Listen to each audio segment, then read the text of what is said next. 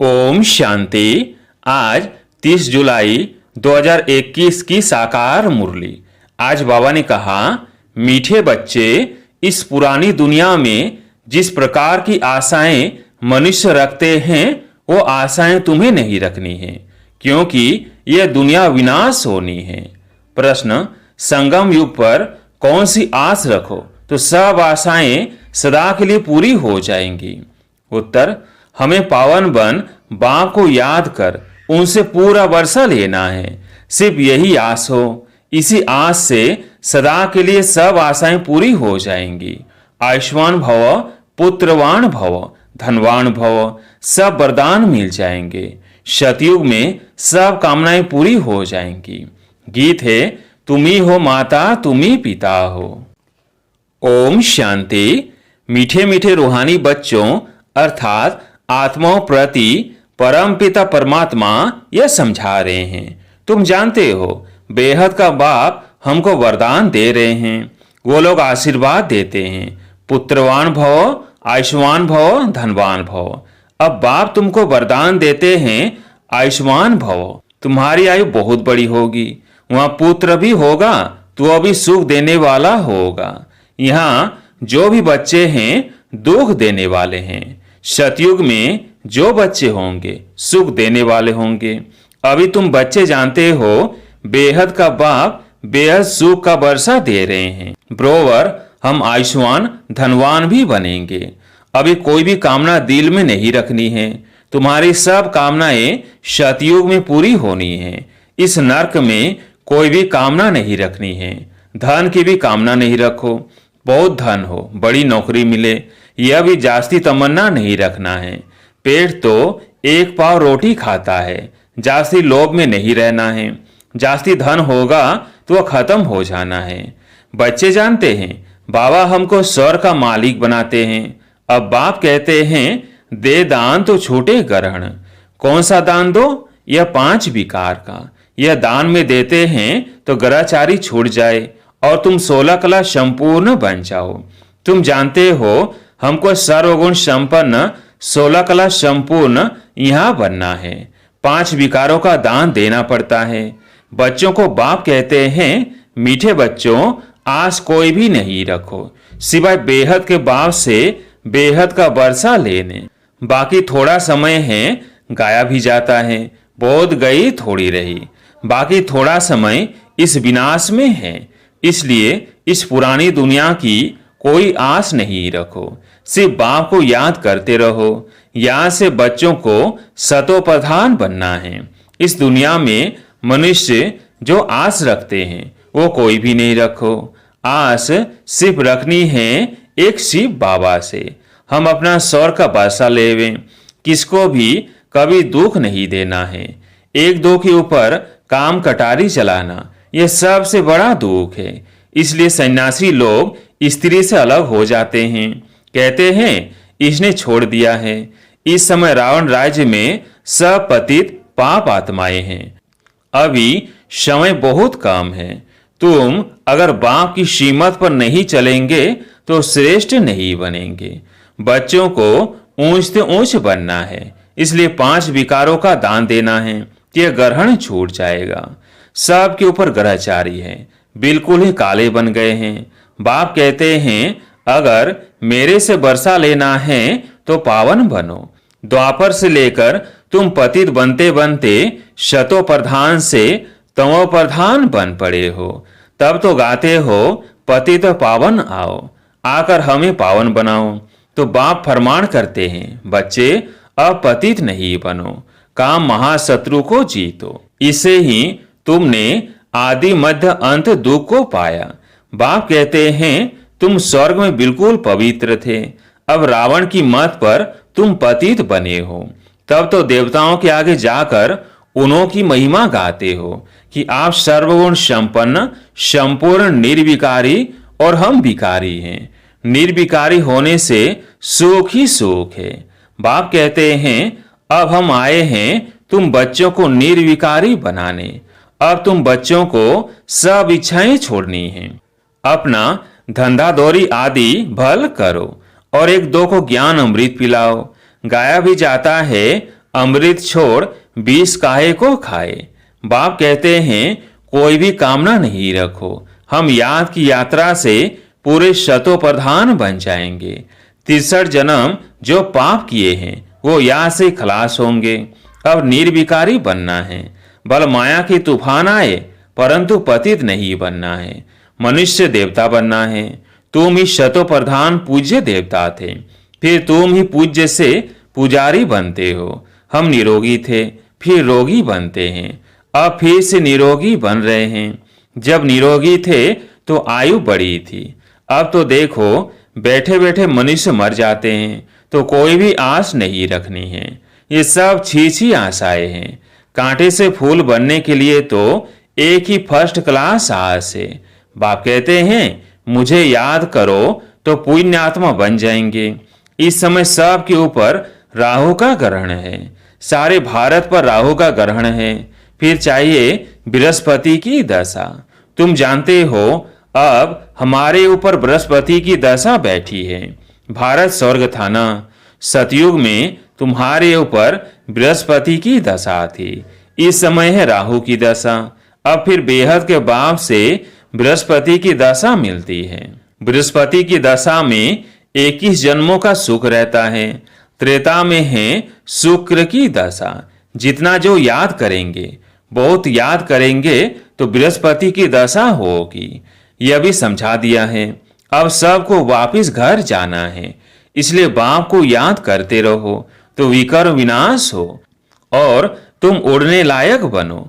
माया ने तुम्हारे पंख काट दिए हैं, अब तुमको मिलती है ईश्वरीय मत, जिससे तुम सदा सुखी बनते हो। ईश्वरीय मत पर तुम स्वर्ग के मालिक बनते हो, विश्व की बादशाही ले रहे हो। ईश्वरीय मत मिलती है कि बाप को याद करो तो अंतमति सोगति हो जाएगी। यहाँ से विकर विनाश हो जाएंगे, पवित्र बन जाएंगे। पवित्र आत्मा ही स्वर्ग के लायक बनेगी। वहां तुम्हारा शरीर भी निरोगी होगा, आयु भी बड़ी होगी, धन भी बहुत होगा। वहां कभी धर्म का बच्चा नहीं बनाते। बाप कहते हैं आयुष्मान भव, संपत्तिवान भव। पुत्र भी एक जरूर होगा। इस समय बाप सभी को धर्म का बच्चा बनाते हैं, तो फिर सतयुग में कोई धर्म का बच्चा होता नहीं।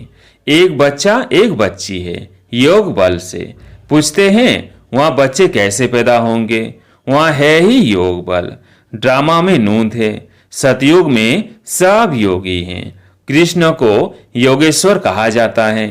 ऐसे नहीं कि कृष्ण योग में रहते हैं, वो तो पूरा पवित्र योगी है। ईश्वर ने सबको योगेश्वर बनाया है, तो भविष्य में योगी रहते हैं। बाप ने योगी बनाया है। योगियों की आयु बड़ी रहती है, भोगी की आयु छोटी होती है। ईश्वर ने बच्चों को पवित्र बनाए, योग सिखाकर देवता बनाया है। इनको कहा जाता है योगी। योगी अथवा ऋषि पवित्र होते हैं। तुमको समझाया है, तुम हो राज ऋषि, राजयोग सीख रहे हो राजाई पद पाने के लिए। इस समय बाप को याद करना है। यहाँ कोई उल्टी आस नहीं रखनी है कि बच्चा पैदा हो फिर भी विकार में जाना पड़े ना, काम कटारी चलानी पड़े। देह अभिमानी काम कटारी चलाते हैं, देही अभिमानी काम कटारी नहीं चलाते हैं।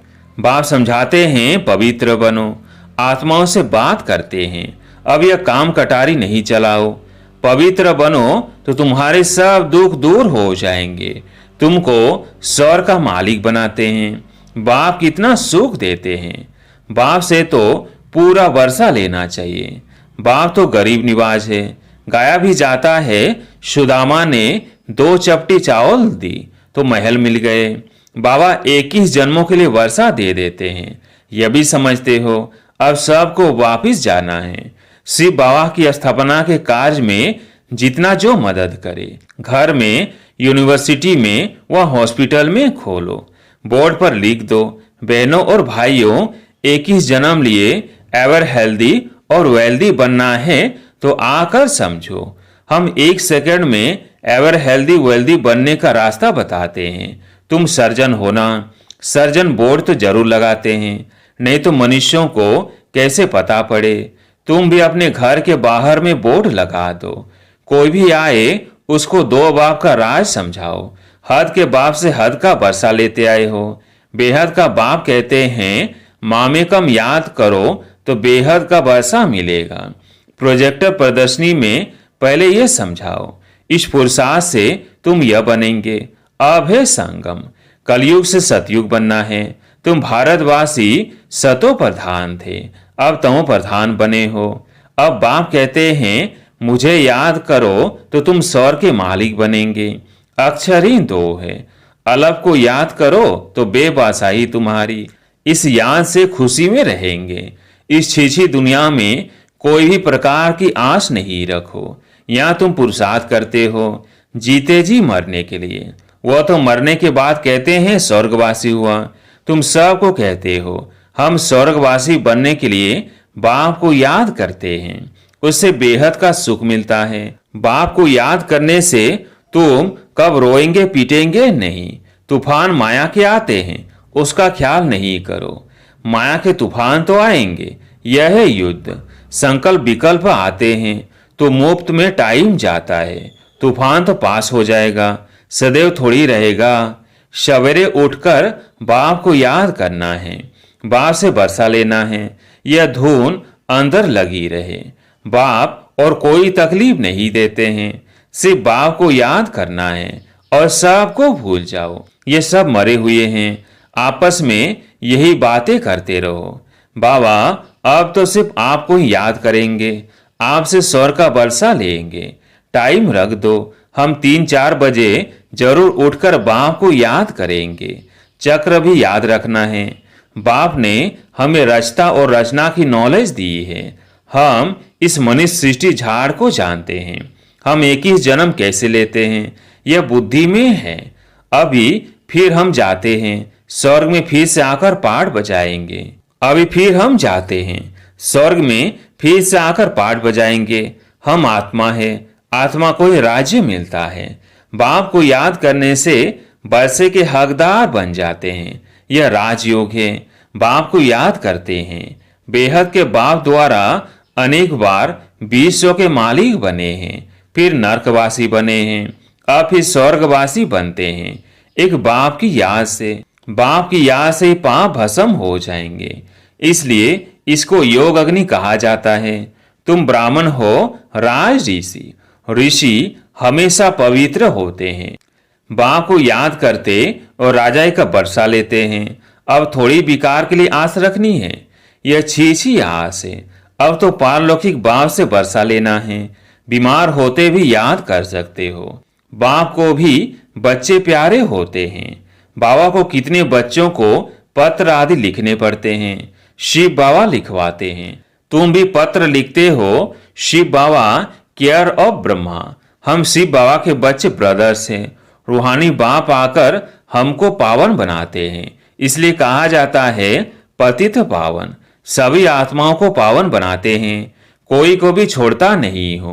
प्रकृति भी पावन बनती है। तुम जानते हो सतयुग में प्रकृति भी पावन रहेगी। अभी शरीर भी पतित है, तब तो गंगा में शरीर धोने जाते हैं, लेकिन आत्मा तो पावन होती नहीं, वह तो होगी योग अग्नि से। अच्छा, मीठे मीठे सिकलधे बच्चों प्रति माता पिता बाप दादा का याद प्यार और गुड मॉर्निंग। रूहानी बाप की रूहानी बच्चों को नमस्ते। हम रूहानी बच्चों की रूहानी बाप दादा को याद प्यार गुड मॉर्निंग नमस्ते नमस्ते। धारणा के लिए मुख्य सार। पहला पॉइंट, इस कलयुगी दुनिया में कोई भी उल्टी आस नहीं रखनी है। संपूर्ण सतो प्रधान बनने के लिए ईश्वरीय मार्ग पर चलना है। दूसरा पॉइंट, पावन बनकर वापिस घर जाना है, यही एक आस रखनी है। अंत मति सो गति, माया के तूफानों में समय नहीं गंवाना है।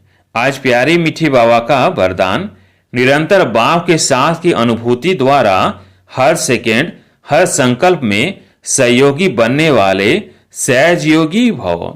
निरंतर बाप के साथ की अनुभूति द्वारा हर सेकेंड हर संकल्प में सहयोगी बनने वाले सहज योगी भव। जैसे शरीर और आत्मा का जब तक पाठ है तब तक अलग नहीं हो पाती है, ऐसे बाप की याद बुद्धि से अलग न हो, सदा बाप का साथ हो, दूसरी कोई भी स्मृति अपनी तरफ आकर्षित न करे। इसको ही सहज और स्वतः योगी कहा जाता है। ऐसा योगी हर सेकंड, हर संकल्प, हर वचन, हर कर्म में सहयोगी होता है। सहयोगी अर्थात जिसका एक संकल्प भी सहयोग के बिना ना हो। ऐसे योगी और सहयोगी शक्तिशाली बन जाते हैं। स्लोगन: समस्या स्वरूप बनने के बजाय समस्या को मिटाने वाले समाधान स्वरूप बनो। समस्या स्वरूप बनने के बजाय समस्या को मिटाने वाले समाधान स्वरूप बनो। अच्छा, ओम शांति।